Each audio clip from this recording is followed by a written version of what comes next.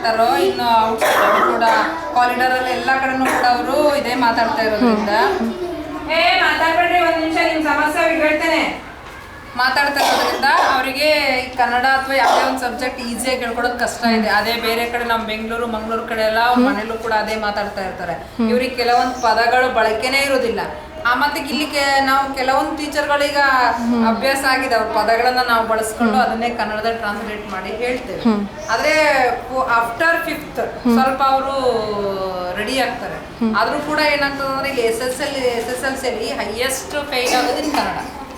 अच्छा, highest failing students in Kannada Kannada subject English और maths pass हो जाते हैं, कन्नड़ा में ही फेल होते हैं. ಕನ್ನಡ ಯಾಕಂದ್ರೆ ಅವ್ರು ಸುಮ್ಮನೆ ಒಂದು ಅಕ್ಷರಗಳನ್ನಷ್ಟೇ ಕಲ್ತ್ಕೊಂಡು ಹೋಗ್ತಿರ್ತಾರೆ. ಅವ್ರಿಗೆ ಯಾವುದೇ ಒಂದು ಪ್ರಬಂಧ ಅಥವಾ ಇದ್ಯಾವ್ದು ಬರೆಯೋದು ಕಷ್ಟ ಆಗಿರ್ತದೆ.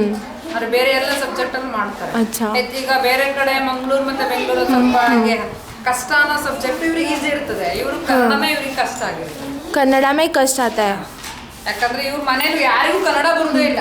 ಮಾತಾಡೋದೆಲ್ಲ ಇವರು ಅದರಲ್ಲಿ 1ನೇ ಕ್ಲಾಸಲ್ಲಿ ಭಾಳ ಕಷ್ಟ. 1ನೇ ಕ್ಲಾಸಲ್ಲಿ ಅವ್ರಿಗಿನ್ನ ಏನೊಂದು ಅರ್ಥ ಆಗೋದಿಲ್ಲ. ಎಲ್ಲ ಮನೇಲಿ ಏನ್ ಮಾತಾಡ್ತಾರೆ ಆಸ್ ಇಟ್ ಈಸ್ ಅದೇ ಮಾತಾಡ್ತಾರೆ. 4th ಬಂದಾಗ ಒಂದು ಲೆವೆಲ್ ಕನ್ನಡ ಬರ್ತದೆ. अच्छा, ಅವ್ರ ಮಟ್ಟಕ್ಕೆ ಇಳಿದು ಪಾಠ ಮಾಡ್ಬೇಕಾಗ್ತದೆ.